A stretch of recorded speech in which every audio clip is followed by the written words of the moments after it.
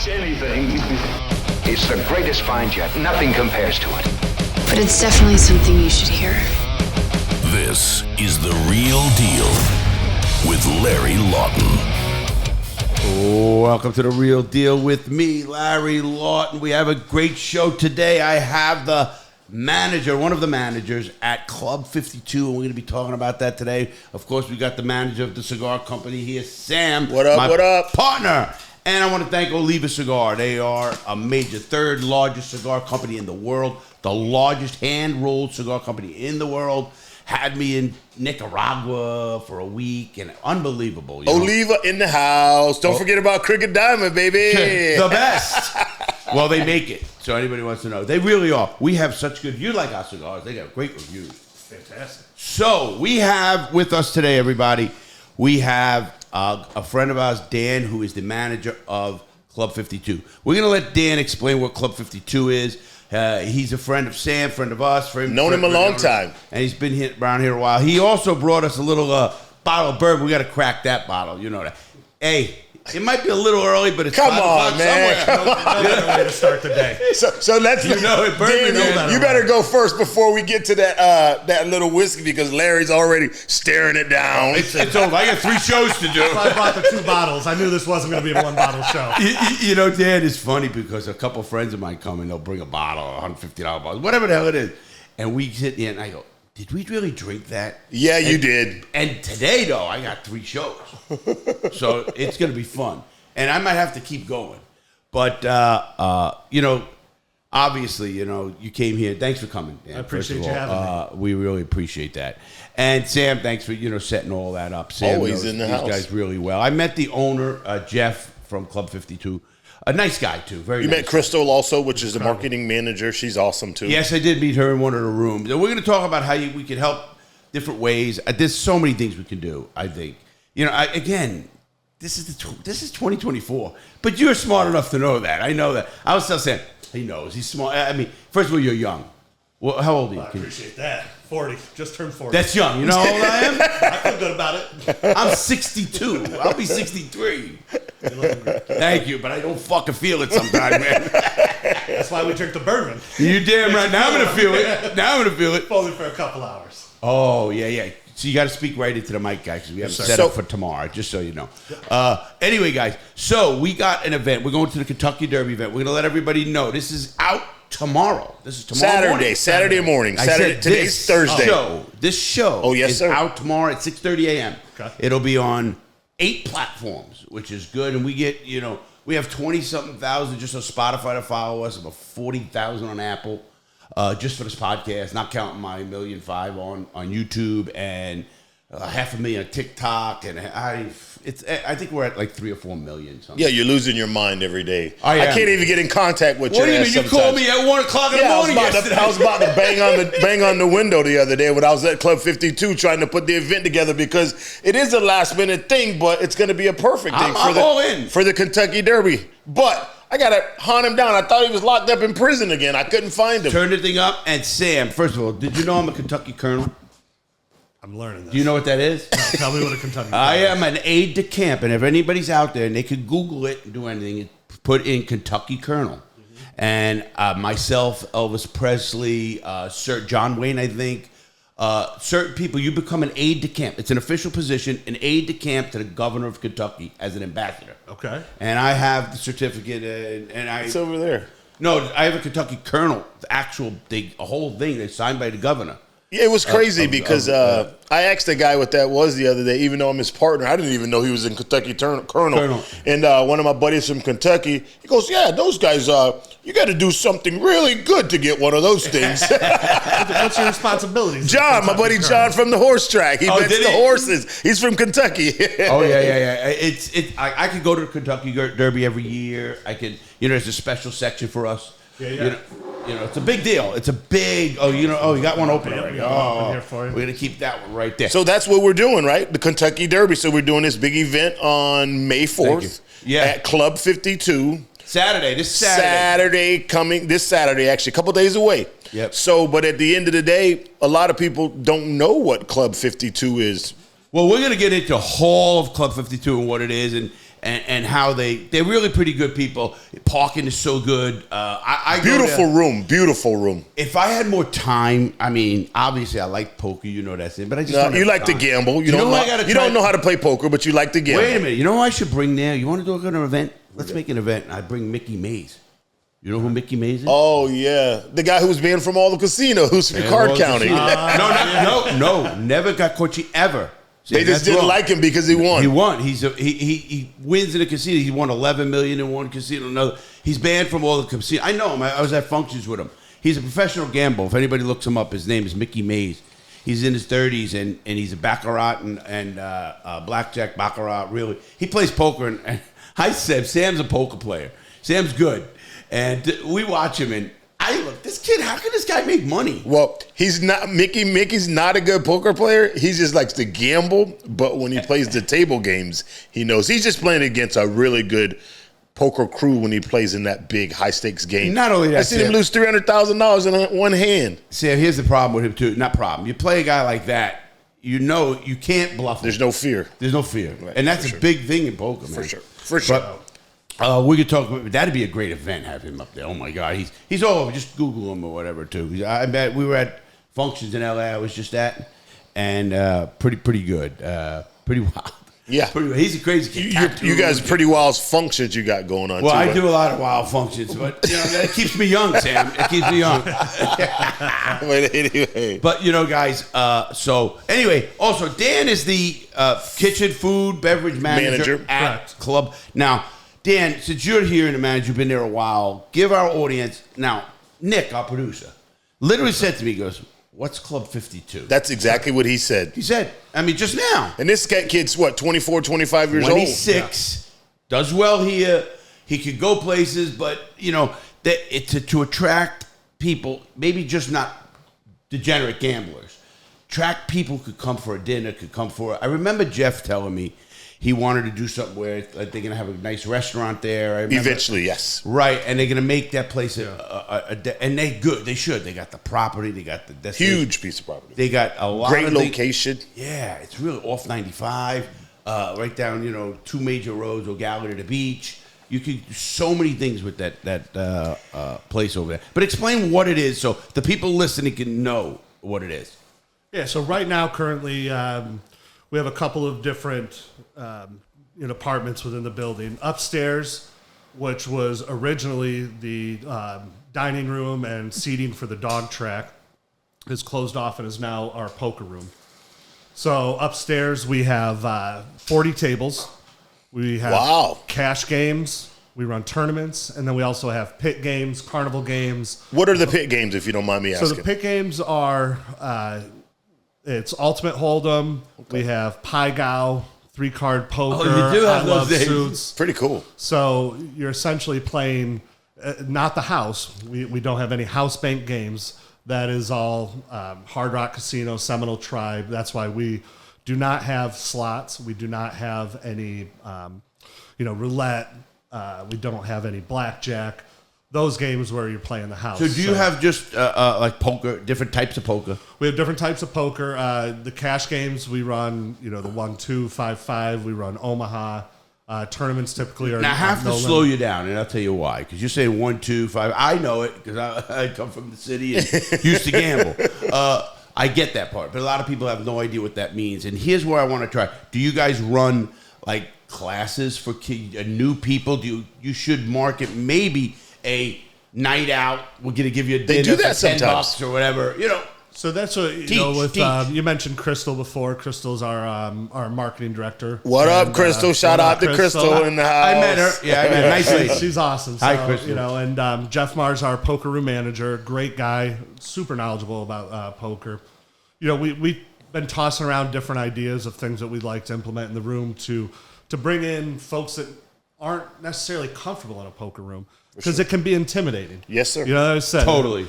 If when I sit down and Sam sits down, you got a black and white guy. Stop it! Well, I say you sit at a table and you don't know who the fish is. You're the fish, right? So you're sitting at a table. It can be intimidating. And the same for our employees. Anybody coming into a room, it can be intimidating because folks are gambling. Their money's on the table and. emotions are up and down, so it can be a bit intimidating. So we've talked about bringing in, maybe doing, a ladies' night. Nice. And doing a ladies' table. We have a VIP room that we can, we have all of the cameras set up. It's all, fine and dandy with the gaming commission, so we can do private games in there. And are you talking actual private games, big games and stuff like that? Yeah, we have the ability to accommodate all different types of games. Whether you want to bring in a private game, that we can set up, or do you do functions like parties? We do. Yes, they do. We have an event on Derby Day. We have the Republican Party is holding an event up in our VIP room, so they're coming to do a watch party, and I'll know them all. So, and I'm not a Republican. No politics. I'm a libertarian. We'll welcome anybody in if they want to have fun and have a good time. That's what we're about, is promoting entertainment, promoting having fun. Whether it's poker, whether you're downstairs in the OTB, watching highlight. Betting the dogs. Running, the horses are running. Simulcasting the horses. Did you see what you said? What's that? OTB. People don't know what OTB. We do. Right. OTB is New York. It was the only state that ran a bookmaking operation that went under. Well, didn't you get arrested for bookmaking? I did. One of my charges. The original OTB. One of my charges. Let's not get into my charges. Okay, well, tell them what OTB stands for. OTB is off-track betting, everybody. And what it is now is tracks like Club 52. They started as dog tracks or horse tracks, a lot of them. Right. And what they do now is they simulcast races from major tracks. For sure. That go around. That's what they do. You guys still do that, correct? Oh, for sure. I love wheeling. We simulcast horse tracks from all over the country. Yeah. We're running from, first post time usually around noon, a little after noon. And some tracks are first post time around 7:30 at night. So you're talking West Coast because you get Santa Anita. We run West Coast tracks, absolutely. Why do I know that?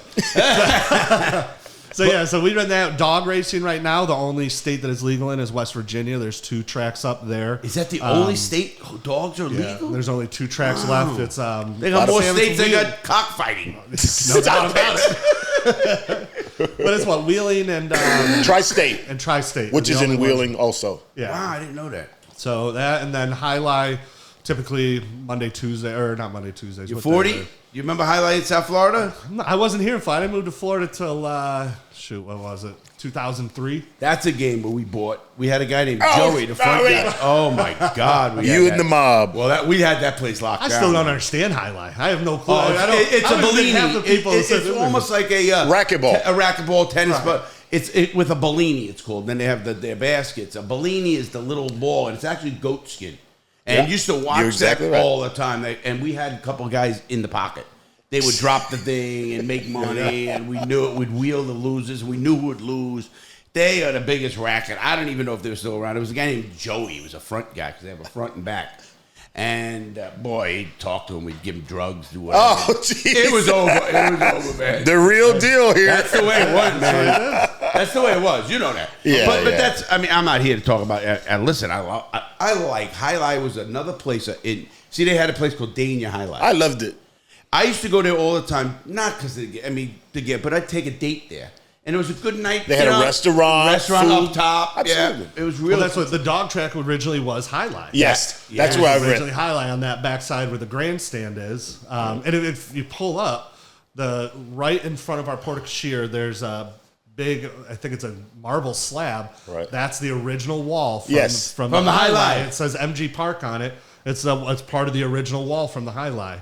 Wow, man! I do remember. My dad parents took me there when I was a kid. 40 years ago, my parents are here, and literally 1983 they bought it. They moved in '84, and so it's 40 years now. And I remember it had Highlight. I do remember, and dogs. I think it was like it went Highlight, then it went dogs, and correct. Then it just started simulcasting or something. Just simulcasting after. And the poker room 20 years ago now. No, poker room was Sam, would you know? 2000. I think I'm starting to think 2014. And forgive me. Well, we started downstairs playing straight two before they built the poker room upstairs. Right. When I say straight two, it was $2, $4, $6, $8. Oh wow! It went slow. Yeah, and then they eventually built the poker room upstairs, which was a legitimate. Started that in 2017, which was a legitimate. Which started that transition because I think they knew that the dog racing was on its way dying. out. Yeah, so, for sure. It's funny because when I got out of prison, I think they just still had dogs in 2007, but not a lot. They were fading them out. Yes. There's a lot of articles in the papers about abuse and listen. We have enough people getting abused in prisons and stuff. Stop I don't get on that thing. I mean, we can listen. I love animals. You know that, right? I For sure. I love anything that doesn't hurt anybody else. I'm the fucking vicious man. But first of all, I want to let everybody know I'm sitting with Dan and my partner Sam, and we are drinking. Can you tell us what you brought us a gift? Yeah, I brought some Tin Cup bourbon. This is a Colorado bourbon. We're going to be promoting this on Saturday at Club 52 for the Derby party. Oh, sorry. Sam got it. So Tin Cup bourbon's fantastic. They're really blowing up on the scene right now. They've got a couple of different options. We're drinking the 10-year bourbon. This is my first sip, and I'm a bourbon drinker. First of all, thank you. Hey, thank you. Salute. Sammy, thanks for coming. Wait. Ooh.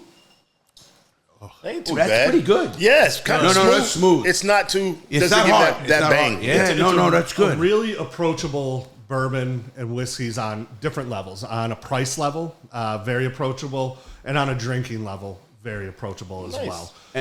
Is this hold on. So this is their bourbon. This it's a 10-year bourbon. It's aged in new white American oak. Okay. And it's cut to proof with Rocky Mountain spring water, which they. I can taste that little spring water, and that's why they get that smoothness from. From the water at 5,000 feet, I see it. 5,200 feet. Yeah, bottled it at 5,000 feet, and they've got a couple of different. They've got their original whiskey, which actually is a blended whiskey from Indiana, and then also from a little bit from Colorado. So that one they're aged in charred oak or charred. The charred American oak, and then they have a straight rye, which is my favorite. I love their straight rye, and that's also aged in. I'm rye, and my grandfather got me into rye. I used to drink Canadian Club, and my grandfather was a big whiskey drinker. He was an old bookie on the trains in New York too. Yeah, but so he it's everywhere. Yeah, well, us New Yorkers. Well, you either were. I don't know. Shaking it, moving or not. Gotta stay busy. Sure it was. But it is very smooth. I want to say that. So it's very good. And listen, as a bourbon drinker, or do you sell this at this place? We do. By the bottle? Not by the bottle. We don't have a liquor package license. We're on premise only. But we do. We have it on our bar. We run Whiskey Wednesdays. So we run promotion on all of our whiskeys. We've really brought in some nice whiskeys to generate that, that. Do you have a bar like people can go to without gambling? We do. We have 3 bars, 2 now, downstairs. people are welcome and to come upstairs. there. I mean, does it cost money to go to the bar? Absolutely. No. Not. So you could just walk in, anybody, and just go there. The parking is great, which I like. Tons of parking. Right. So you could go in there, just go to the bar and start hanging out. Like, do people do that? We do. We primarily people are there Big time. Primarily, people are there to come and watch the dogs, even if they're coming upstairs or watch the horses. We do the simulcast upstairs as well in the poker room. What are your hours of operation? In the poker room, we're open 10 a.m. to 2 a.m. Sunday through Thursday, and then on Friday and Saturday, we're open 10 a.m. to 4 a.m. Wow. So the kitchen's open until... Is the liquor open the whole time? Liquor is open the whole time. Absolutely. And the good, I'm sorry. On Fridays and Saturdays, we close at 2. have to close at 2. Yes. Yeah, for legal reasons. And the good thing about the poker room, actually, it's what a lot of people don't know, Larry, and what me and Dan were talking about. It's like, it's a beautiful room. It's right off 95. If you don't have to play poker, there's a bar there. You can sit out at tables just look at the simulcasting. There is no cover charge. You know what I mean? That's really the important. security is great. I mean, they have security. I have to mention this, Sam. There was an incident there. Right. But did they take care of it? Yes, That's all I yes, ask. yes. Every place has an incident. Absolutely. I mean, it's normal. They have armed security, lighted parking lots, cameras everywhere. So it's definitely a place I've been going to. I don't want to say how old I am, but I've probably been going. I will. 71. Stop it. My dad took me when I was 12, 13 years old. We used to go watch the highlight. You know what I mean? And now that it's definitely evolving, there's so many more things to do. People just think of Club 52 as just the poker room. They have table games, as Dan said. They have TVs. They have good food. They have a bar downstairs. They have a bar upstairs. So it's definitely come a long ways. And I'm excited for the future. Do they have entertainment? They do comedy. We do comedy nights. Are you kidding me? A comedy club? Yeah. I got friends in this business. We started doing comedy nights. We had a good friend of mine you need to hire. He's Mike Marino. Okay. He is a national. He's been on the Tonight Show 300 times. He goes to Vegas. He's all over the place. You gotta work. They work it out with the door or somehow. Yeah. Whatever. They have a beautiful comedy room. Yeah, we work with a company funny. called it's Brevard Comedy. Brevard Comedy Laughs, I think is what they are. They do all of our bookings for us. They do a lot of the promotion for the comedy night. But Crystal and I and another manager that works with me, Michael, we've been working really hard at trying to get different events there. Michael, what's going on out there? Michael's been there for years, man. Michael, make sure you get that card up to the bar upstairs. Mel's dying for it right now, bud. But no, we're trying to get different things. And like I said, we're trying to promote entertainment and having a good time. And it hopefully will parlay into, okay, we're having a good time at comedy night. After it's done, let's go play some poker. Right. Let's go watch some of those West Coast horses. Besides that, Dan, as a guy who looks at things and can attract people or can get to people, I look at it as, yes, you want them to poker as well, but you can actually make them even into a kind of a nightclub. You serve food. What time do you serve food from? We serve food from Sunday to Thursday. It's 10 a.m. to 10 p.m. Wow. And then on Fridays and Saturdays, we just opened up our kitchen last weekend till midnight. So we're kind of testing our later night menu and see how well it's working. So we can't find anywhere to go in Brevard County. Right. So we're open from 10 a.m. till midnight in the kitchen. So we run the full menu all the way through, and it's... And what does your menu consist of? What kind of food? So we just did a menu switch last week. We got a lot of handhelds. So, your typical burgers, chicken tenders. We got a Philly on there. I tried to introduce some bowls. So we have some different bowls that you can do on there. We do like a jerk bowl, a teriyaki bowl, and a... And standard stuff like burgers. Yeah, but that Caesar salad's off the chain, man. Yeah, we do a chicken Caesar wrap. I like chicken Caesar salad. Yeah. We do breakfast items. People love breakfast all through the day. Especially if you're a poker player like me and play all night. No, absolutely. Matter of fact, so you say, I go out once a month with a bunch of New Yorkers, and we always meet at one of the restaurants, like TGI Friday or whatever, TGI Fridays or whatever. That's a venue to go to. One, because you could talk. I don't know. You have service there, I'm sure, right? Like we have bartenders on all the way through until waitresses. Yes, sir. Yeah, we have bartenders and servers on all day. I mean, you got that could be a place. I always look. Okay, you have a poker room. That's great. You're gonna attract people who play poker. You attract gamblers. You attract maybe people who want to try it. Maybe have some events. But if you had entertainment like you're doing with the comedy or the food, you could make that venue unbelievable. Of course, you have such a big venue. People want to go meet other people on the weekends or whatever, Let's face it. Do I really want to go downtown to Hurricanes or one of these crazy places and it's so packed shoulder to shoulder? I mean, listen, I like it that there's a lot of people there, but you can get that same amount of people and be more socially, so you could talk to people if they had music playing. I don't know what the atmosphere is like because of the poker. Obviously, from people. It's laid back, Larry. It really is because the tables sit back. No, I know the setup. I'm wondering, like, if you start pushing more of food, more entertainment, comedy at night. Hey, take your date. You're 30 years old. You got a girl. Take her out for a night. You don't have to be a gambler. Come listen to this music, or come see a new venue. You gotta, something for like a free teach you poker night or whatever, or deals. People want to go out with their wives or their significant others, and they want to go and find a place that they can maybe talk, still have a good time, say hello to somebody, and not be rushed out, because I know how big it is. You won't be rushed out. No, and that's what's so good about, as me and Jeff talk about it, he wants to bring, actually, you don't want to do something interesting? They're doing, correct me if I'm wrong, cornhole? Yeah. They're doing cornhole there now. So the building, the room is so big, like they're doing all different things, which is really, really cool. And it's not sitting on top of everything. Am I explaining it right? It is a big facility. I mean, it's a large facility. We're actually zoned as an assembly hall, technically, is what we are. Wow. So, and that's hundreds and hundreds of people. Right. Because, I mean, our grandstand is enormous. But the downstairs in the OTB, it's very large. And, we're exploring different options, how we can utilize that space, how we can section it off.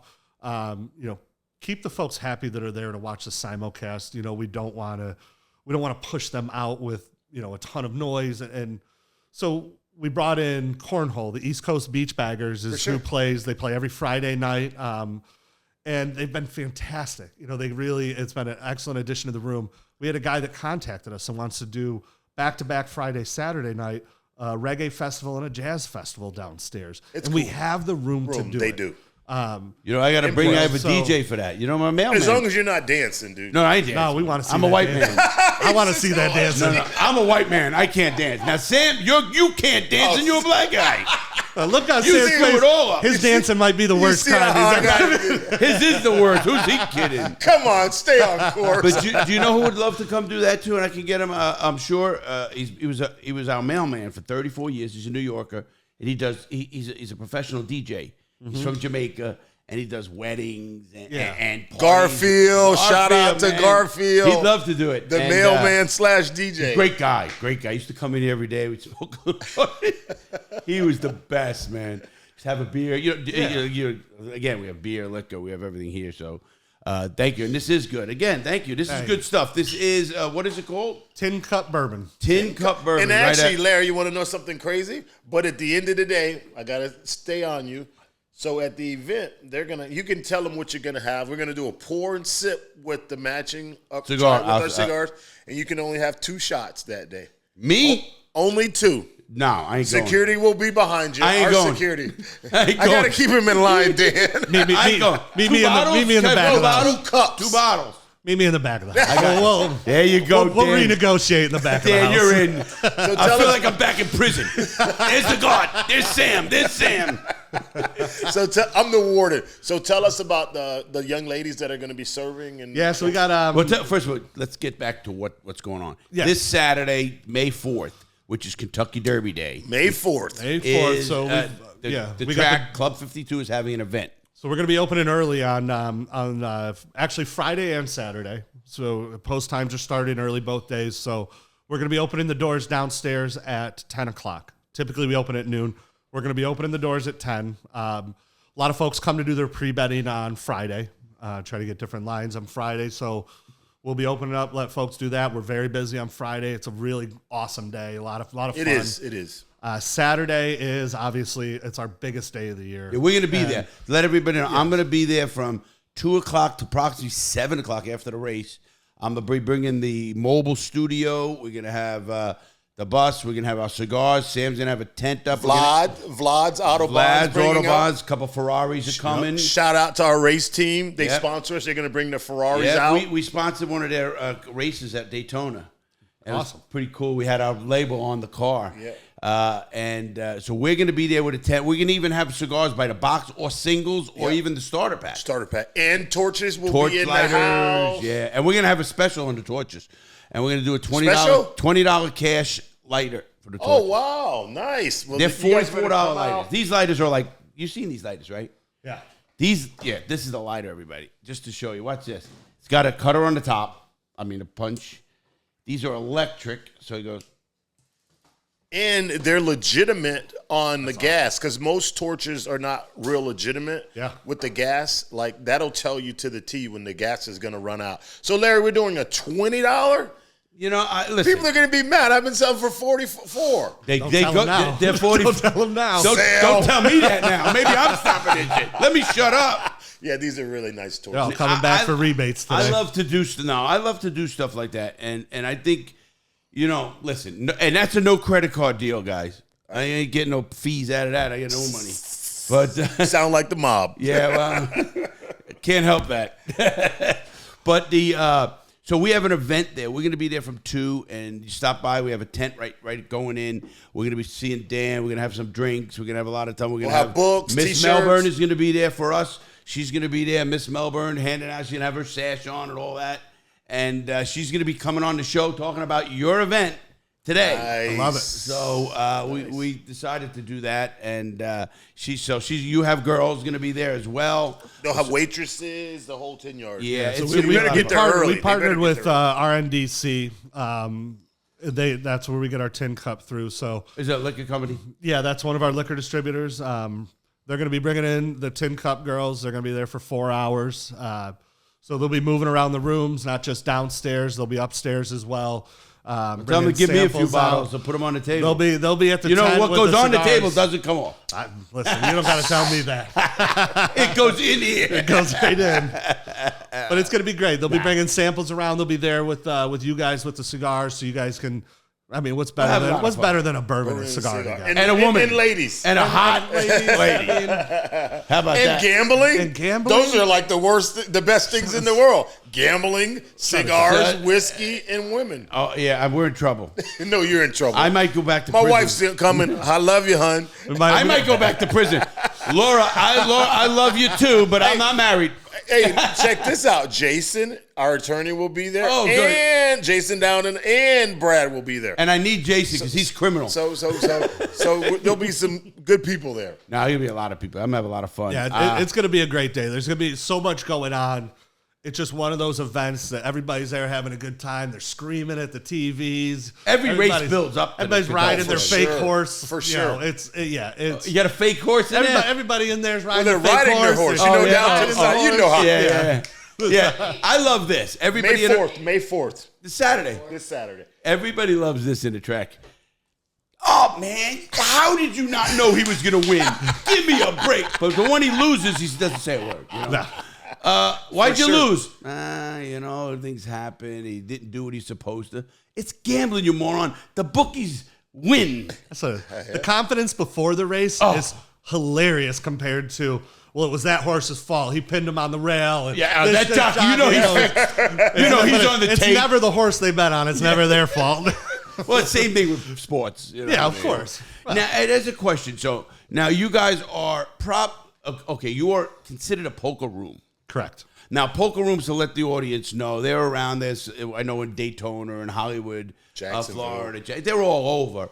But this is the biggest poker room in Brevard County, correct? This is the only poker room. There's no other poker rooms within 60 miles of us. Wow. Okay. Right off 95. Address? Right off 95. It's 1100 North Wickham Road.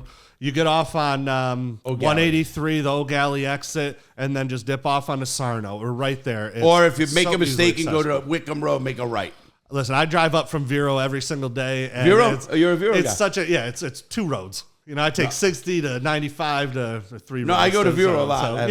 So, it's off 95. It's so easily acceptable. We have entrances on Wickham and Sarno. So, you just come on over and check it out. There's so much stuff to do there. The reason I'm asking people, listen, when you go to a place and if you know anything about poker, you can go there with $100 and not get hurt or whatever, or try it and try your luck. There's no, like you said, game. But where is that coming? Will they eventually have sports book there? Will they eventually have table games, do you think? As far as the future goes, sportsbook is the hope. Right now, obviously, they opened up sportsbook at Hard Rock. Once they're a pain in the butt. Let's keep it real. True, but listen, they're paying the government. And if that becomes available to us, we want to be ready for it, and we hope that that's something that maybe one day we can transition to having a portion where like kind of Sam alluded to earlier. We're in the design phase right now for a new facility. Okay. For sure. I saw it from Jeff. Saw the plans. The building we're in is 60 years old. Okay. it's tired. But it's not bad. It's really it's nice. It's not bad. All the renovations, our grounds and maintenance team does such a good job, putting that room together. A lot of work, but they do such a good job of putting that room together and putting the building together. And but we want to update to offer more entertainment. So 100% I agree, because that's you and I just whether it's events like you blowing my car up, or you have to let people know you're a venue to go to if you don't gamble. Right. Because you're missing out on, let's face it, if you have a county of 550,000 people, how many people out of all of these 550,000 really gamble? Right. It's a small amount. How many go out to dinner? How many go out to entertainment on a Friday night? Right. How many go to a Jamaican event or whatever event, or a comedy club? I love. Yeah, the comedy club. I love comedy. Nick and I, when I travel all over, I've been to comedy clubs in L.A., New York. Whenever we go to a city, I say, let's look for a comedy club. And I do. And I have very good friends in the comedy. Jim Jeffries, him. Yeah, oh yeah. I know them. They've been on my show. I've been on their shows. So I could call them, and you guys, I know comedy works where it's not even, you don't give them the money. They work on the door. You know what I mean? Whatever it is. If it's $30 a ticket, they get the $30 and you get the liquor bills or whatever. You work that out with them. Right. I know them well enough that I'll have their people call you, and you could set something up very good. And I'm talking make it big. You get the paper there. You get myself there. I'll bring them on my show before the game. You can really pack that house with new people. Now, when you get them there, obviously you got to show them what you have. And they'll come back. Oh, absolutely. A percentage will, always. I'm telling you right now, I'm a people's guy. And just Jeff, O'Brien, Dan, Crystal, Michael, those guys have been there. They're Michael's good team. Been there for I've years never had a from bad day time one. there. You know what I mean? And I have a good relationship with them. But when we talk, I was talking to one of our other buddies, Alan, he was the CEO of Grumman for 40 years. He never heard of Club 52, and he's been living in Lansing Island for 30 years. You know what I'm saying? Yeah, so people just don't know. Right. You don't know. When you get off 95, it still says dog track. Right. People just don't know what and exactly you guys have there. a lot to offer in that room. See, that's what I'm learning even. When I look to go, first of all, the first thing it's clicking in my mind, I do videos all the time. I mean, you'll catch me in here. Sam called me that night at 1 a.m. I mean, like nothing. It's great. Perfect, actually. And sometimes at 10, I belong to a gym around the corner. It's 24/7 because I'll go there at 2 or 3 in the morning. Yeah. You do? Yeah, I do. Actually, I do. Fuck you. Oh, fuck you. You fat fuck. Okay, but go ahead. All right. That was good, you prick. Now you hit back about the couch. Yeah. Oh, Sam. Nick, my man. He's got my back. Nick from the bullpen. Sam, he got my back. You got to appreciate that. What Nick was really saying is Sam didn't want to sit on the couch because he's a fat fuck. Got to give it some context. A little bit of context. Sam, sit on the couch. I'm too fat. The real deal. But no, on the real note is, I thought right away, you told me your kitchen closes at 12. I like that, and I'll tell you why. I won't go into a restaurant. If I find out the restaurant is, let's say, Chili's, and they close at 10, I'm not going in there at 9. You don't want to be the last I'm not going to get my food spit in. Keep it real. Yeah. Listen, I'm being real, man. One, they hate you. I disagree with it. That doesn't happen. I can promise you it doesn't happen in restaurants. But you're gonna have you have a lot of grumpy cooks back there. Yeah. They're just they know they're 10 minutes from leaving to go to the bar and somebody walks in. But going to their dealer. No. Who are you kidding? No, listen. All of our staff is scheduled past when our closing time is. There's no expectations of we're closing at 10. We're walking out the door at 10:05. Listen, you come in at 10:10 if the kitchen closes. At 10. He must be the best. Still serve you some. I know you would do it, but let's face it. Will it be with a smile Larry. or a motherfucker? I'm gonna smile, bringing it out to you. I don't know what the cooks do. Are we keeping it real? He must be the food and beverage manager. Yeah. Oh, you know that. Listen, that's a whole different podcast. Jeff, are you listening, Jeff? Jeff, we're always smiling. Don't listen to him. No, that's why we open the kitchen up till midnight. We don't have to deal with that. Right, Larry?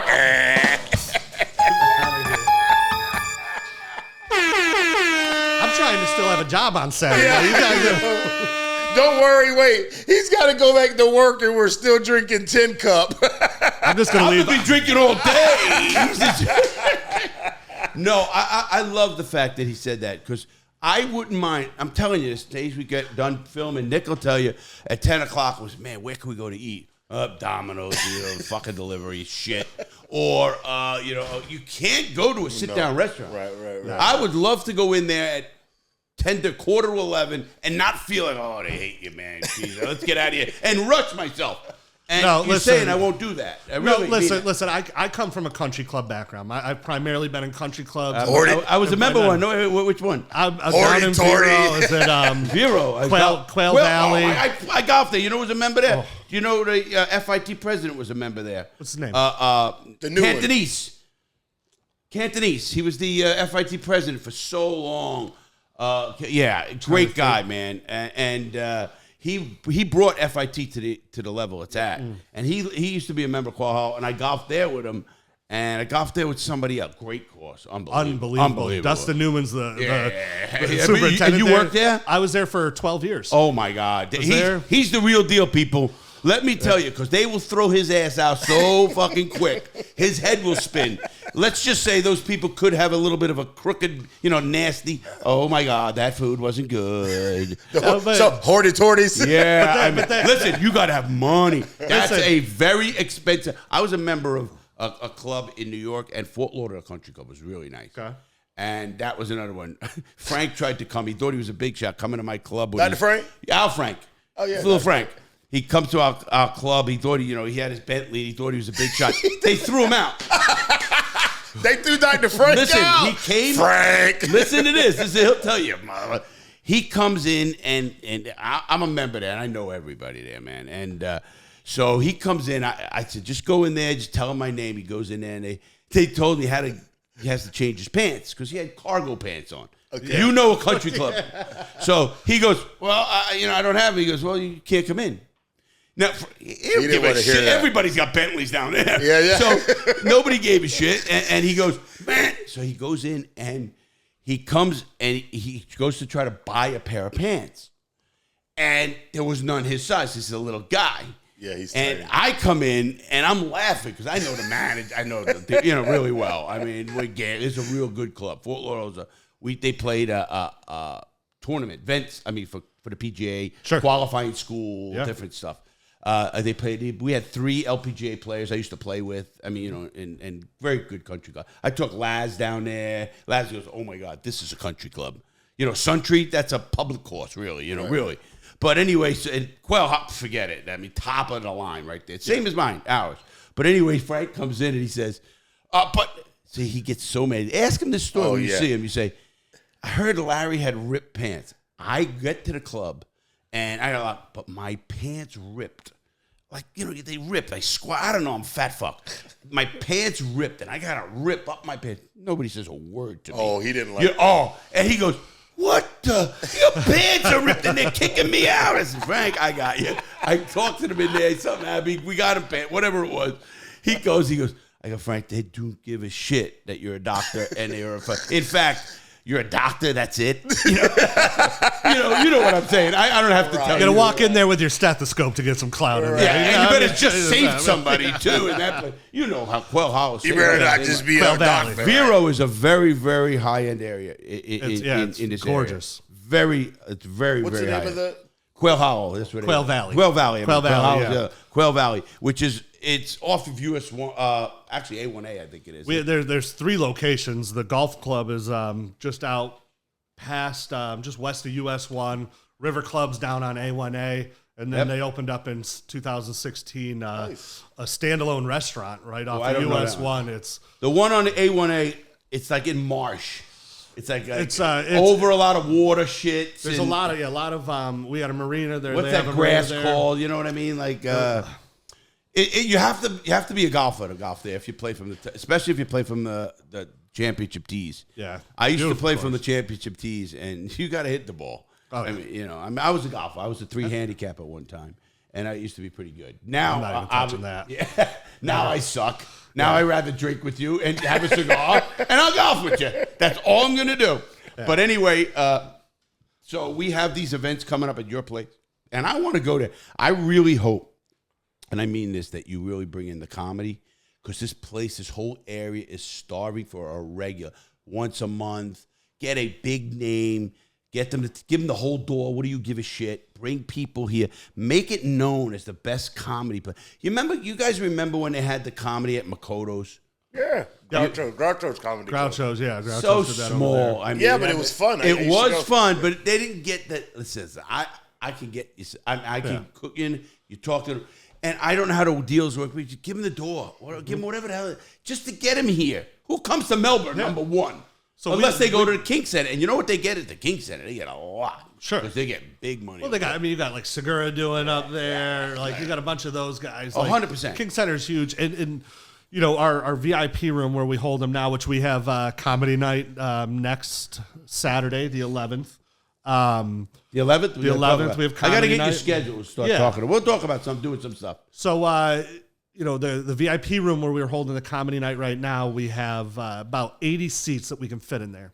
But, you know, we've discussed bringing in some bigger names, again, downstairs where we have a lot more room. Right. And, you know, we could fit 500 people down there. Wow. You know? You got a big facility. We can set that up so we can bring some big people down there. And that's where we just have to figure out the logistics of it, and that's kind of new to us. So we're just let's really talk off air, because I think it can help you out in a lot of ways. There, they got some. I love comedy shows.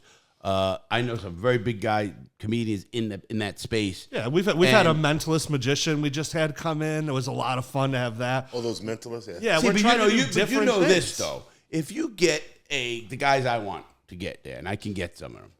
You're going to bring people from Orlando. You're going to be people from Vero. Correct. You're going to be people from Mims and Father. And then they're going to say, oh, I didn't even know this poker room was there. And then they're going to say, what is the high hand that? Put something up.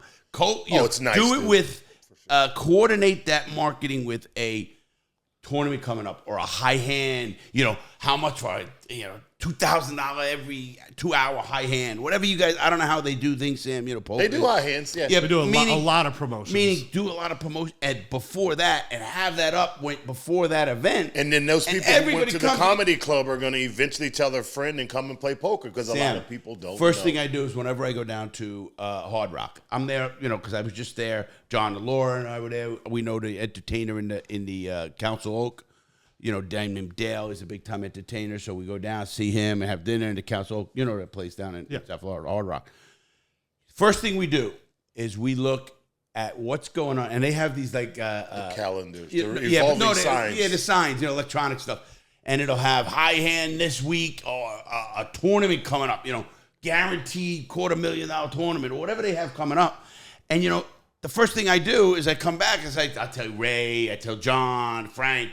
Hey, man, you know what's going on down there? Because you forget, but you were just there, and you go, oh, man, next month they're doing a whole month of, and you know what will happen? Some of those guys will take a trip one day down there for a night and hang out and play poker for 2 days. Yeah. So, I mean, that's just people from an hour and 150 miles away, 160 miles away, because I live down. I used to live there. I was telling you, Fort Lauderdale. Yeah. So it's really a good thing to do here, where we get the right thing, and you coordinate. So what happens a lot of places, and I see it just as a guy in this space, is they miss the boat. You don't seem like you will, but you know what I mean. You get a great opportunity to get a big name to do something. Sure. And you don't get all the juice out of that. Meaning, okay, they're coming. We know we're going to get X amount of people from all over the area. You're definitely going to get here. You're going to get Orlando. And Orlando would be perfect for that. People from Orlando are only 60 miles away to that room. Easy. Right. It's such an easy drive. You know that. But it's got to be done. And I know, listen, I'm just trying to help, and I want to see businesses where I live always make it. That's how I feel. And I always help. Sam tells me something. I said, bring them on. If we can help them out, open people's eyes, get things done. It's our backyard. It's our own backyard. And then I like to work with them marketing wise, or because then I feel good about it. It's not just people know one thing. If you look at all my shows, I don't just take on sponsors. Mm-hmm. If it's a sponsor I'm never going to ever use or do something, get the fuck out of here. I just I hate to be that. I really know I don't. everything I've done from Manscaped, you know, like I do, you know, I use the fucking, yes, I shave my balls, everybody. I do shave my balls. And he does wear Spalding shorts with no underwear. And I wear no underwear, and I was in here with I had the presidential candidate for the Libertarian Party in this office. Yeah. He comes in with his assistant, and he comes in his suit and tie, and I walk out in shorts, a T-shirt, no fucking shoes. I was in my socks. He's looking at me like, is this guy fucking for real? Now, I only got dressed for you because Sam was coming. That's it. Oh, it's the truth. Listen, I got to tell the fucking story. So listen, my father passed away, God bless the dead, about a month ago. Sam, yes. And your dad was a great guy. Thank you. And my mom lives right around the corner. So we keep it real on this show. Yeah. We do. So I was like, Larry, Nick, I don't know if Nick knows. I was like, Larry, come over and say hi to Mom. He goes, I would love to come over. I'll bring some cigars over. My brother was there. My family was there. So he rolls up on my electric bicycle. Hold on. Spalding pants with brown shoes. Just two will be good for me. Black socks. Thank you. A T-shirt and no underwear. My brother goes, who's that on the bicycle? I said, that's my partner, Larry. My whole family just started laughing. They loved it. They loved it. Thank you. That's a good pour. So that's an at-home pour. That's an at-home That's a good one, Dan. Yeah, so that's my story. Sam's mom. Sam really comes from. How did you be so fucked up coming from such a nice family? Whatever, dude. But anyway. Nah, Sam's a great guy. His wife's very nice. We keep it real. His kids are nice. And touching back to the entertainment, I just think, like, their facility has so much, like, I've been going there, like, for 40 years, but it's just such a great facility in a great location. Great team. Again. Really great team. And that's just, again, things happen for reasons that people aren't ready, whatever it is, they're doing good, they get complacent. There's a lot of different reasons why things happen. But when I look at, like I was just talking about the Libertarian candidate, he was sitting right here. It was a different setup, but he sat here. After I started asking him questions, he goes, oh shit. He stopped and he goes, you know what you're doing. You know, he thought, at first, look at this guy. You see the Libertarian thing on my refrigerator? So he looked at that and he goes, oh, you're a Libertarian? I said, yes, I am. Now, he's the presidential candidate. His name is Mike Terramat. And he comes in and I said, listen, you got me. I am a libertarian. I'm socially liberal. I don't care what you do.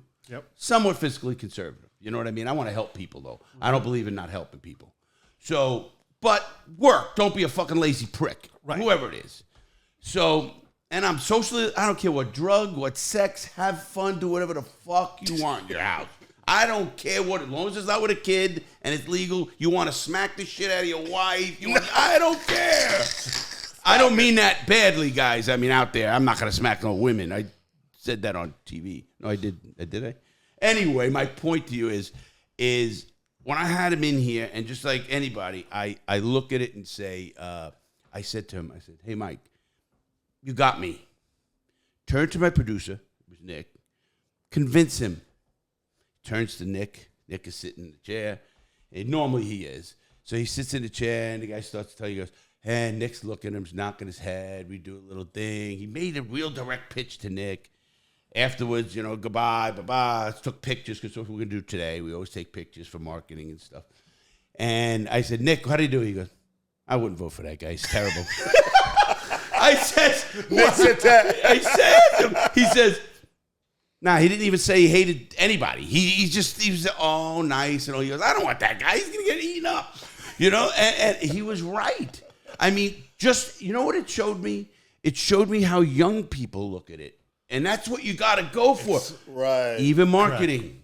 Right. You want to listen, if you get him, I just say, 25. Nick just started smoking cigars. Took him, he's been here a year and a half or whatever. He will now be a cigar smoker for 50 more years. Right. Me, I'm dead in kind of like what we talked about with Oliva. Absolutely, and how they evolve and they want to evolve. And the poker room wants to evolve. Like, we've had, you know, good cigars. Well, I don't say good, but they're 50 years old. They'll be dead in, Larry will 15, be dead 20 in years. 10 years. No, you're right. 100%. Yeah, we want that, and that's not even being morbid. Well, this is my point with the room and the building and our facility is there was not a whole lot of need for marketing before because, like you, Sam, your dad brought you. Exactly. Grandpa brought, you know, Uncle Billy, Little Billy. My dad brought me there. And that's why. And you look at our clientele now. Nick. You know, it's the folks that were brought by their grandpa, by their father. For sure. That's not happening. That's not happening. No, not anymore. Yeah, 2 waters, Nick, please. You want a water, Sam? No. But it's not like that Thank anymore. Right. So we need to capture, and that audience. And show a younger market that, hey, there's a spot for you here. Right. This isn't a dying breed here. Like, we can 100%. create entertainment. We can have fun. And whether it's horse racing, whether it's watching the dogs, whatever it sitting may be, at the bar having a drink, learn the about comedy club. Right. There's just so many. You know, you got. Did you guys have a showing for the March Madness? Got everything under one umbrella. Right. I love the Everything's dogs. I love to play poker. Sam, did they have anything for March Madness there? No. We didn't do anything for March Madness. You know, we have a ton of TVs everywhere. Right. We've got sports on all the time. We've got a big, I know, that's why I huge asked, screen upstairs. We have the Sunday ticket, so we try to get folks up there to watch football. You don't necessarily have to go up and just play poker. That's what I'm getting at with the place. It's not like a restaurant or a bar where we have a ton of seating all over. It's primarily at the table. Yeah, but it's comfortable. But we have a comfortable seating around the bar. We have high top seats. We have couches in front of the big screen in the poker room. Right. We have some high top tables over there that you can sit at. But so you can come and do other things that if your friend's coming to play cards for an hour or two, come on in, have a couple drinks and watch some football. And prices are reasonable. I notice. I mean, prices are very reasonable. Right. Prices are very reasonable, and if you research pricing in poker rooms around the state, it's a little bit lower priced. It's food and beverage is not necessarily a driver in poker rooms. It's there. But it could be. That's my mentality, and that's why I brought up being in a country club is. My mentality, I don't care if I'm in a dive bar, I'm in a country club. We are going to give service to everybody in that room. I don't care if you're wearing your pajamas in the poker room to come play poker. Don't tell Larry. You're going to come. I will. You're going to get the same service that somebody's coming in with a suit that, carrying a Good briefcase full of cash. You're the real deal. You're really a beverage guy. You really are. I can agree with that. I could say, listen, listen, in his business, and I own nightclubs. I own 2 of them down south, big ones. That's such a rough business, man. I'm telling you, they're stealing the cash, the There's food. always something going on. The cook's good for 6 months, and then they're back on drugs or whatever it is. And I can go on and on. The food and beverage industry is wild. No, I know that. It's wild. My point was, though, but you're the real deal. You could listen. I've been around enough guys. You're that perfect age. You're that perfect passion. And he understands social media. Totally. He's. You got to get rid of the old horses that think right. That it's just that. You got to get rid of. Look, the Dove just went out of business. Right. The Dove. Yeah. Why? Why did it get? They don't change. Listen, because they get stuck in old ways. They're gonna do it, and it's great for who it is. They're great for the old people that come, but they're not gonna keep your doors open. You got a guy that understands social media, understands how to bring people in. It keeps evolving with the time, changing how to do things. Listen, as a guy who does this myself, and I'm with the biggest people in the world now, and I see how they're working, and there's no doubt everybody changes up all the time. Because if you don't change, you're gone. This world today will pass you up. For sure. It's not like it was before the internet. It's not like it was before all this technology and even phones. We grew up, no phones, no cable, none of that shit. And you'd go out, and how did people know about things? Word of mouth or newspaper article. So it was very regional. Yeah, I want to touch on that. It was so crazy that he brings that up. You probably don't know this, but I did a show at Club 52 probably 20 years ago. You know who Sherman Hemsley is? I did a comedy show there when they had the tier seating. Moving on up to the east side. You know how I advertise? On TV and radio. Yeah. It's faded. You know what I mean? It's faded. Not there anymore. Nobody cares. Right. So now it's this right here, which totally. New. If you want to know something, I'm 52 years old, and at the end of the day, I'm not a computer savvy guy. It was crazy because I have a 15-year-old that's way more computer savvy than me. When I went in business with him, I went home. I told my wife I was downstairs. I tell the story all the time, and he was upstairs. in the loft, and I said, hey, babe, me and Larry signed a deal today. And I know Sam for a long time, 15, 17 years. Of the Cricket Diamond, so I'm partners with them. And my son goes, who, Dad? From upstairs. He said, Larry. I was like, Xavier, how the hell do you know who Larry is? He goes, he's all over the internet playing GTA. You know what I mean? So to me, it's like, fuck, I barely know who GTA is. You know what I'm saying? But I didn't know either, Sam. When my 15-year-old tells me he sees him all over the internet, you know what I mean? And that's what it is. It's social media, totally, the internet. It's wide reaching, and it's understanding your demographic and who you want to bring in. And I was in Okeechobee for a little bit before I came up here. I've been at Club 52 I was just for there about at a RV Park. year and a half. But so I was at And the beef Okeechobee O'Brady's. at the it's called Quail Creek Sporting Ranch. So not Quail Valley, but completely different. But I marketed on the radio down there. Okay. Because that was my demographic. Yep. Makes sense. That was my demographic. And I knew I still did social media marketing because I knew that was going to reach people. But we were doing a summer series of dinners, and I was like, let's put this on the radio. And I got so many people in for those summer dinners because that's what they do. Like they're on their way home from work. They're on their radio. Hey, what are we going to do tonight? Let's go to that place. Yeah, they're driving a 1998 Chevy that doesn't have any streaming available capabilities. There's no Sirius radio. No. So, you have to understand, and I think up here, and I think with the demographic that we're trying to reach, then yes, streaming, podcasts. This is what we need to do, and we need to understand.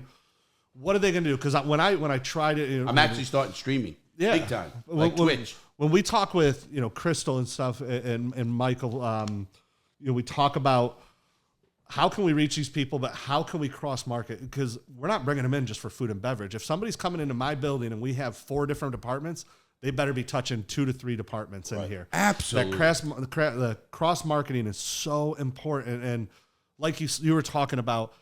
Have them come in and play poker before they go into the comedy show or table game. Right. So let them see what's there for the next time they come. Right. I walk into a comedy club and I just get there in time, but I look up and they go, let's just say June, July, high hand daily $2,000. Wow, it's $2,000 daily high hand, and every day in July, I'm coming back 1 or 2 days. Exactly. And then people from Orlando bring a couple of friends. Before you know it, you got them coming once every other month, or it's a month, and you're increasing your bottom line. And everything has to. You said cross marketing, and that's why. Listen, I really believe there's a place for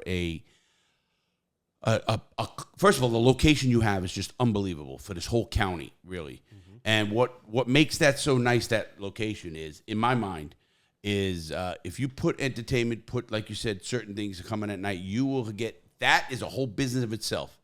It is, like you said, the food and beverage, the drinks, and it supports the people, and more people see it, and then more people are at the poker room themselves, and they go, wow, I wonder how the food must be good here. This place is getting packed. Now the guy who plays poker, who doesn't eat, sees the crowd, and he goes, man, let's take the wife here one day. It's a huge umbrella. It's so important. Exactly. But, I've learned that because I deal with a lot of companies that want to market with me, and then I kind of look at what they are, and then you say, okay, would you use it? Because I always look at, people know Larry. Will Larry go get? Yeah. Will Larry go to eat? Sure. Yeah. Larry. Yeah. So sometimes I'll tell him I'm going to be somewhere, and I'll go there, and a couple people. We went on a cruise. I went and did a cruise. We had 25 people went on a whole cruise, and we had such a good time, man. Right. It was a lot of fun, and I gave a cruise away. There's so many different ways, obviously, to I don't know. I look at businesses like that because that's my kind of business to market. So to Sure. Cigar shops, gambling places. Look at me, the degenerate shit, all the shit. You want to go to a VD clinic? You want? No, I never had VD. I never had a venereal disease. And VD to the young people is venereal disease. And I never had a VD. In my whole life, in the military, in prison, I never even had crabs. I'm just going to point to the side. This is real as it gets. You know what? Dan, you can see, this goes, we don't cut. We don't do shit. It is going to happen. Listen, we got a black guy on here because he keeps calling me cracker. How long you been in Florida? He doesn't do that. How long have you been in Florida? Oh, too long. I'm a cracker. You're a cracker now. You weren't before. What the fuck? But anyways, I just wanted to touch on something. Hey, what cigar you smoking there, buddy? What? You smoking an Oliva? Yeah, absolutely. Just a little worse than mine, right? Oliva in the house. Just We'll touch on that one later. So it's so funny, Dan. We talk about this, and I learn something new every time I come here. So with this marketing, how many watch hours are in a year? Watch this. I didn't even know this until about 6 months ago. Oh, it is a good. Okay, there's 8,760 hours in a whole year. Okay. My channel has got 200 million watch hours. How crazy is it? No. It's 135 million watch hours, not minutes. Watch. I even get. I go. And I think that's why Oliva. Yeah. Oh yeah. Of course they do. But I look at that and I say, wait, who? And I look at the countries. 86. I think we're at 100 countries now.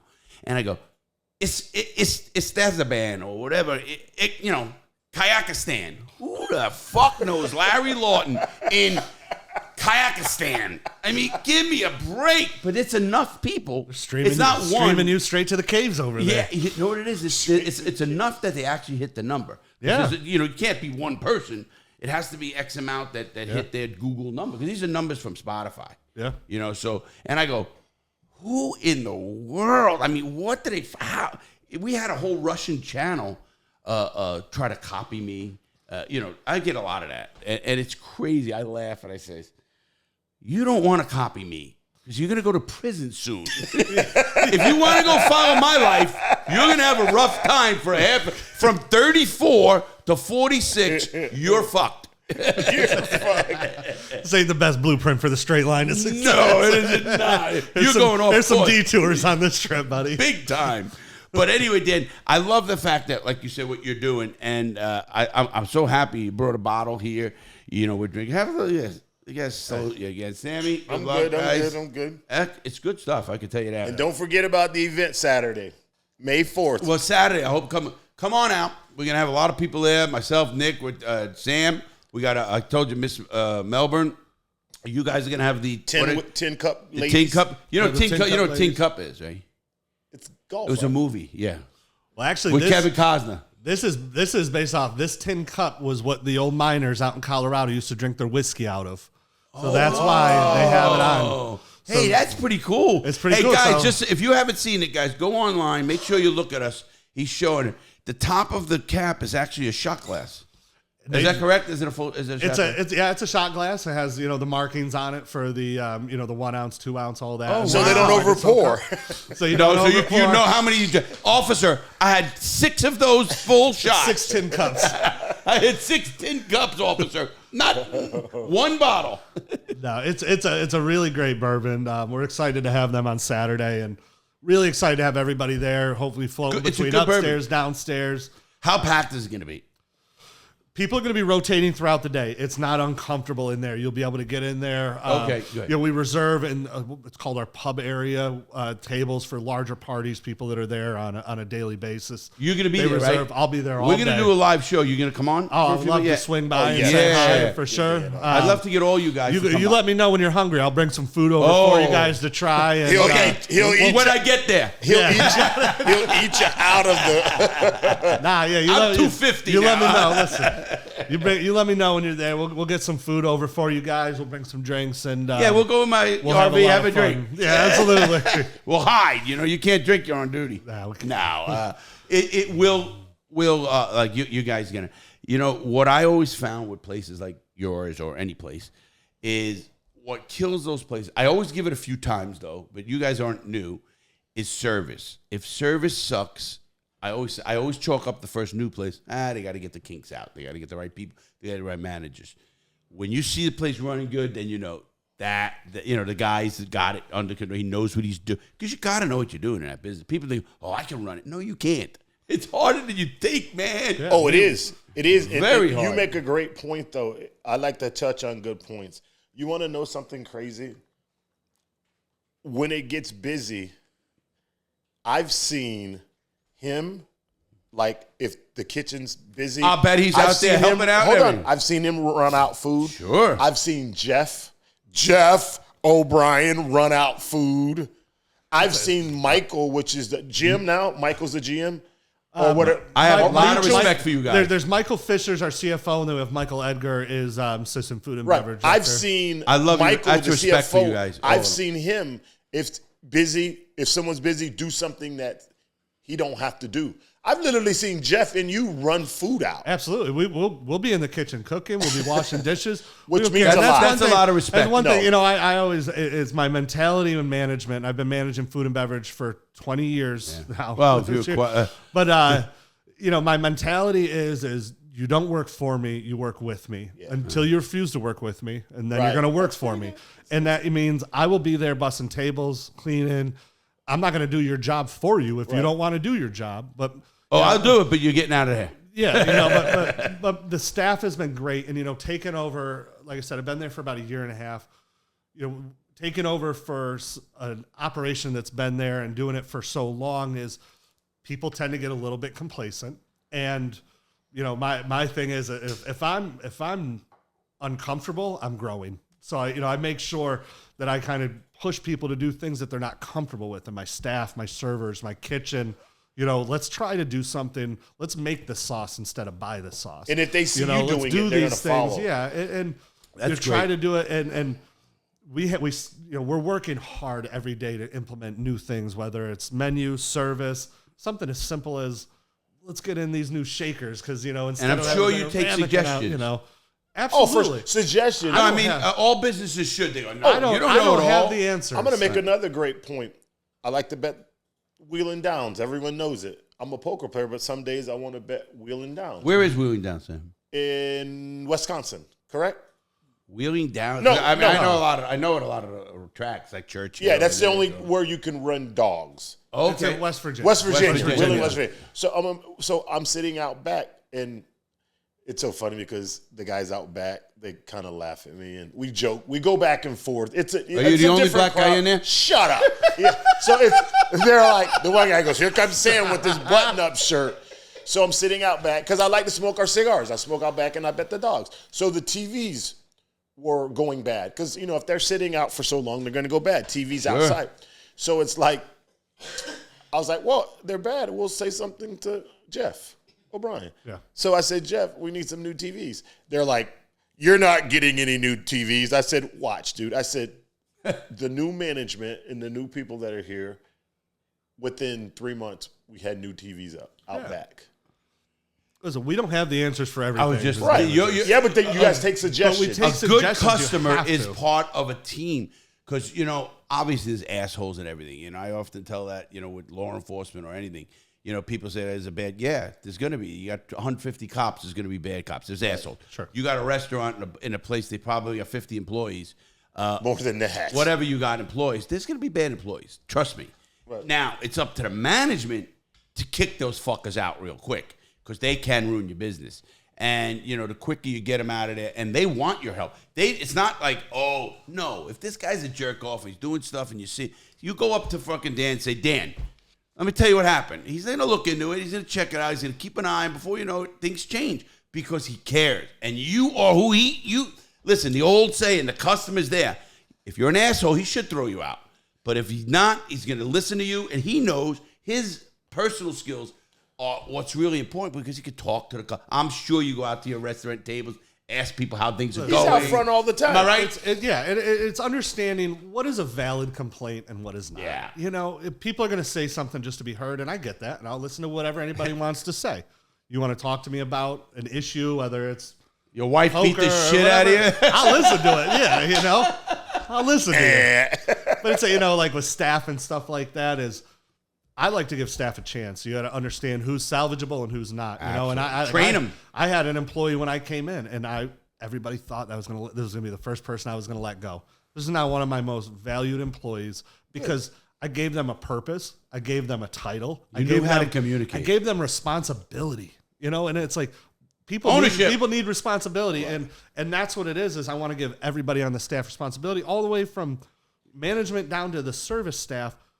Have responsibilities because they respond well to that, and then that translates into how they treat our guests and the people at the tables. And we're not just order takers and delivering food. We're building relationships. We're creating traffic patterns. We're creating habits because that's how we create business. I'm sure you're getting repeat customers, and we're building repeat customers, and we need new customers. And how do we do 100%. That? And coming on here today and having you guys there on Saturday and having the reach of this podcast is going to get us new customers. Oh, for sure. Guaranteed. You know, and then it's up to us as an establishment to back up what we're saying on the podcast, right, and make sure they stay and give them a reason to come. Whether it's they enjoy the food, they enjoy the poker, they just enjoy the bartender. I agree. That personality is going to bring people back. Exactly. Personality. You're good, and that's going to help. It's going to bring people back much more often than good food is going to bring people back. And as I say, we can compensate if we make a mistake. Treat them well. You're human. Treat them well, and let's rectify the situation fast and make sure they're happy. Then it's not a problem. We're all going to make mistakes, but if you guys are good, you're personable, you're happy, you're having fun. They're coming back to see you. I often tell new people in businesses. I don't care if it was Nick or anybody. You come to a business.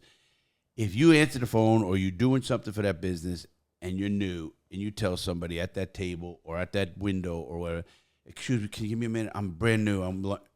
I guarantee that person says, sure, take your time. I don't care where I'm at, what I'm doing. If a teller or a person at a register, anybody says, listen, I'm new, take your time, kid. I'm not going to stress you out. Listen, you're doing good. You're trying to get going. Most people have that compassion or that care for people to not, oh, come on, I don't give a fuck how New York. Let's get the fuck out of here now, motherfucker. Don't let me be your waiter. Yeah, you can't be. I'm too old for that shit. I'll beat the fucking brakes off that man. And I'll feel like I'm back in prison. No, we ain't doing that no more. I got to keep him in line. No, I'm good. No, see, I got that. Once I got that, I look at the gold plaque, so I say, okay, there's only 7,000 of those in the United States. There's only 20,000 in the world. Yeah. In the world. The YouTube Which is pretty good. Yeah, the million one. Yeah. That's pretty. That's not many. And then you get that letter from the CEO, but fuck her. But I don't know, give a shit. The other ones I like better, my badge and my law light. But he's still Barney Fipes. He can't have a gun. Yeah, I got a badge with no gun. Fuckers. That doesn't do good. Not New York City. I couldn't go to the Bronx with no gun. They'll fucking shoot me. That's my town. Now we're going up there with a bunch of friends in July to a Met game. Oh yeah. And yeah, grab a cigar. You know that. Anyway, so we're open. The doors open at 10 o'clock Saturday. 10 a.m. on Saturday. Nothing going on, really. I mean, no, you're just sitting there jerking off in the bathroom, really, at that point. Staring at myself, yeah. You know what I mean? No, they're getting their programs. They're trying to pick the Kentucky Derby. They're trying to that find a slow, winner. you might have pushed them out the door. No, because the races start. Listen, there's always people there. I don't care if it's a high hand Saturday. They are lined up. If we open the doors at 10 o'clock, they're lined up at 8:30. You got people lined up? Lined up at the doors. I guarantee you on Saturday, we will have people sitting outside those doors looking at 9 their o'clock. programs. Looking at the programs, ready to go. Really? Ready to go. We will have. Now, are they degenerates or no? I don't want to say degenerates. Larry, Larry, why are you going to push me into this? Fair enough. These are people indulging in their hobby that allows them a little extra income to do what they like for fun. Dan, you're good. So, guys, don't you forget. danced that one well. Yeah. Guys, don't forget Club 52, Saturday, May 4th. Kentucky Derby Party, cigar tasting. Crooked Diamond will be there. 10 whiskey. And all the ladies. Yes, and Miss Melbourne will be there. Miss Melbourne's going to be there. She's Larry Lawton's crazy. And I promise you, Larry's going to be... You'll know where I'm at. Me and Nick will have him dressed properly. No. Maybe. Listen, Larry, I need to see a nice hat on you. I want to see some good-looking pants. You know what you need to see on me? Listen. Basketball shorts, no underwear, fucking sneakers with half socks, maybe matching. Maybe the socks are matching.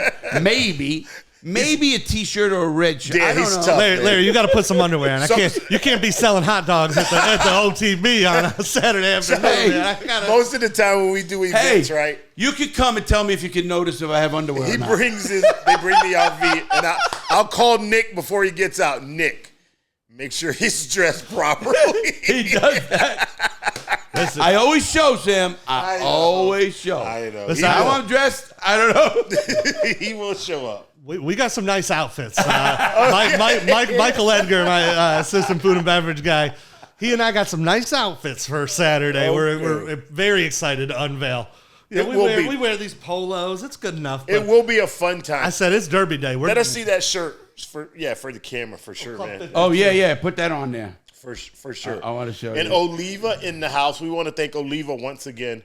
I mean, they make it all work. Larry and Oliva, they really make it go. And we can't They're good forget people. about Nick. You know, Nick, I gotta say that. If we don't have Nick, things won't go either. That is true, too. When Larry don't answer my phone call, I call Nick. That happens a lot.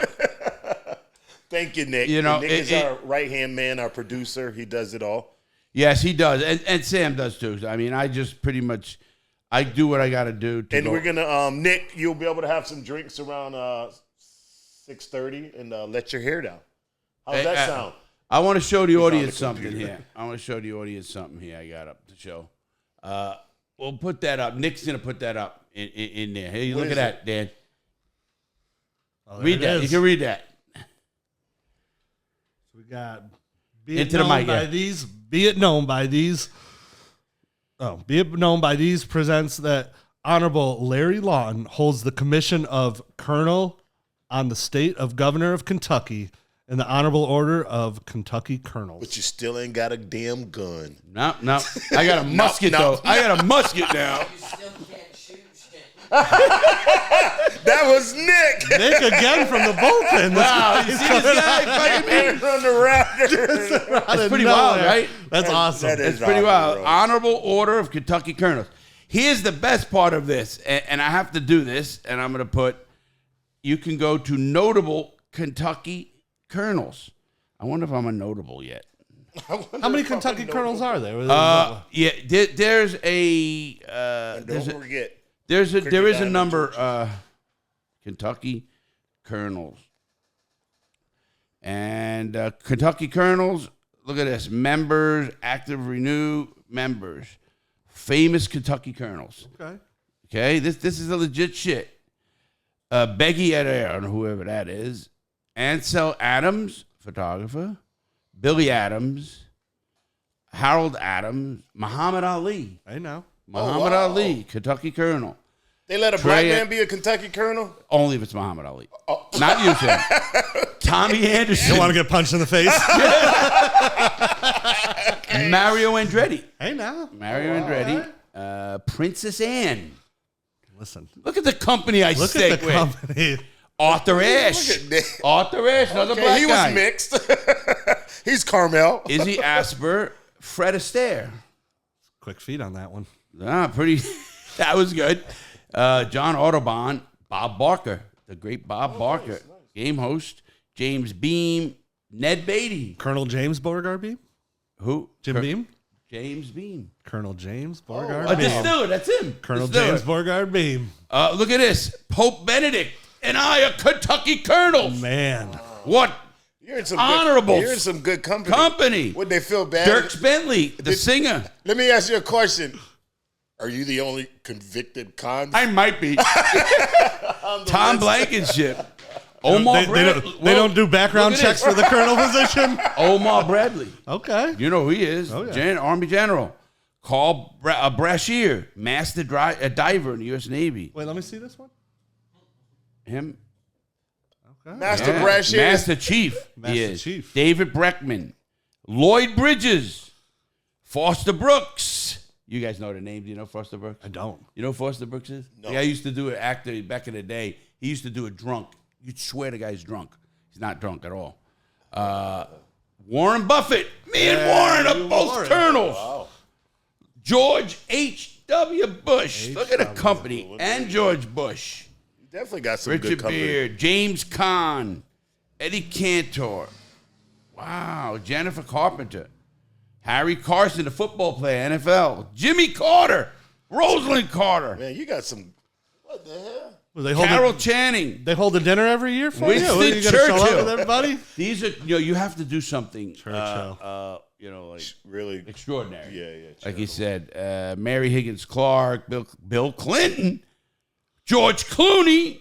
Listen to me. I want. Listen, I just they felt bad. You know how you have to have like a minority and something. They had to throw a con in there or something. Hey, Ty Cobb. Wow, that's good. John Cooper. Where are you from eventually? Rochester, New York. Oh, Joan geez. Crawford, Bing Crosby, Norm Crosby. How long you been in Florida? 2003. 2003. September I was in prison. I got out of prison in 2007. I went away in 96. Long time. How long were you in for? 12. 12 years. Well, yeah, and not Where at? counting, Up in New York? Yeah, no, all over. I was in the feds. Oh, you were moving around. Huh? I was in the racketeer. I got caught for racketeering and Did you go to any like the major major? I was in the worst prison in the country. I had a murder a month for 18 months. I was in USP Atlanta, which it was the worst prison in the world at the time. That was a murder a month, not counting overdoses, suicides. I was in the hole for 3 years because I wouldn't rat, and I fought the system. I was strapped down naked, beaten and tortured, documented. But it is what it is. I look at it as like, hey, I survived it, and I don't complain. And if I could prevent somebody else from doing something stupid, now don't get me wrong. Listen, I did what I did, but I don't regret anything. I wouldn't change anything. It is what it is. Yeah, but I went away. Do you have kids? 2 girls. Yeah, I have. My daughter was 15 months old. My son was 7. I got out and he was 18. My daughter was 13. All that led you to this, though. Yeah. Now look at this. No, you're right. Look at this. Now I'm All with that Billy led Ray you to Cyrus. And now I'm on the same page as all these guys. Are you kidding me? You and Muhammad Ali just Me and Ali? Are you kidding me? Tyson. I'm on the same team. No, but he's definitely interesting. No doubt about it. You got a story to tell. Yeah, I look at it like this. I said, listen, everybody's story is everybody's story. If you really look at it like that. And I look at it like anybody can change. When you do what I did, and you take responsibility, you don't have to rat. Yeah, they take your money, they take everything from you, but you know what? You could survive, and I believe that. So I think that's really important. And I look at it like everybody goes through adversity. All of us do, and that diversity or adversity that we all face is something for you to look back and say, hey, if I can listen, I got out of prison at 46 years old. They took $6 million from me. I got out of prison in debt. And now, I'm 62 years old, work with great people. We have cigars. I'm on every major show from, you name it, from The Daily Show with Jon Stewart to, I was at his retirement, not retirement, but he's back. But help kids. Oh, I have a program that's the #1 program in the country to help kids stay out of prison. That doesn't mean I don't like to drink and party and do it. You got drugs for me? I'm in. No drugs. We ain't doing no, little drugs. Yeah, now you got to do little drugs. Mushrooms, acid. Just the starters. Acid, mushrooms, they're around. And weed, come on, dabs. Come on, all right, we'll go to that some other time. No, we got to go to dabs. Come on. Listen to me. You ain't gonna I didn't even know it's the starter kit, I didn't even know what a dab was. I got motherfucking acid in prison. We used to get 100 hits every 2 to 3 weeks. All right, let's stay on focus. I can't go down this road. Like I said, I need to still work on Saturday. So it's going to come out what you did. All right, Dan. I'm coming to your restaurant. Yeah. You can throw one of those acids in my food. I give you permission. They don't do that at Club 52. We got mushroom pizzas for you. There you go. Have a great day. But anyway. Oh, boy. I got good mushrooms, too, So don't forget about May 4th, which is Saturday coming up, the Kentucky Derby. We're doing the cigars, a little bit of bourbon. 10 whiskey will be in the house. It's going to be a lot. I'm looking forward to it. Sam told me this was a late event, but I was excited when he said it because it's so close. Yeah. We could bring the bus, so we have I'll bring the studio. All our equipment we're going to set up inside, so we'll get the backdrop of Club 52. Absolutely. And we'll have a great time. We'll have cigars there, lighters there, the fresheners there. The books? We'll take orders on the books, but now I got a meeting Monday to get both of my books out. I got 2 more books. He's got another book coming out. Can you get your book on audiobooks? People want me to do that so bad. Listen, that's a bestseller. Like I said, I drive an hour to work every day. I've reached the end of the internet, the end of YouTube and Pandora. I've listened to every song you listen to. You got to check my I started listening to audiobooks, and that's why I drive. I got something for you to listen to, really. Right. If you go to my YouTube and you go to my playlist and you took the Gangster Redemption series, that's how I started YouTube. I got, it's a quick story. I got screwed over by Vanity Fair, and I opened up a YouTube. I didn't know what YouTube was. I really thought it was for fixing glasses. Yeah. I don't know. I'm too old. And I had a book. I said, fuck them. I was supposed to get a deal with Vanity Fair, and they screwed me. I end up opening YouTube because I go down that rabbit hole. And Sam will tell you, I will sit in front of that cubicle for 3 days, for 3-4 and not answer the goddamn phone. Nothing. I won't do any. Is that what you call Nick? Yeah. Yeah, absolutely. We're gonna start. Nick's nickname is gonna be Plan B. Yeah, Plan B.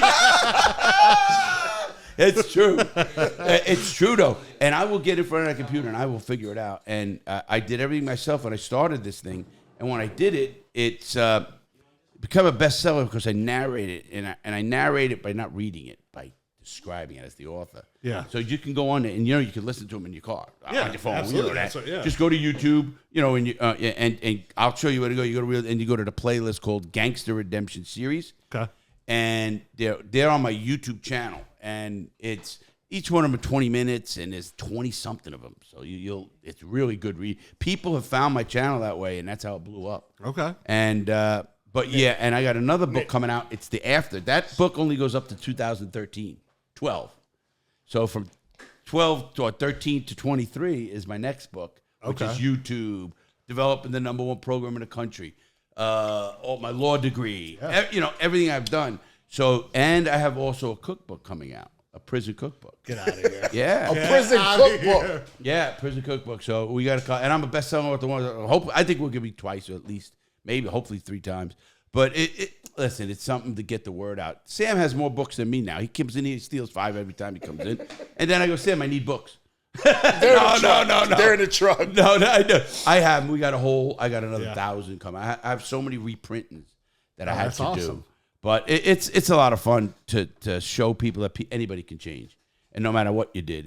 And I tell people who get out of prison and they say, "Oh man, my life's over." I said, "Motherfucker, I'm 47, 46 when I got out. They took $6 million in cash, $1.5 million in cash, houses.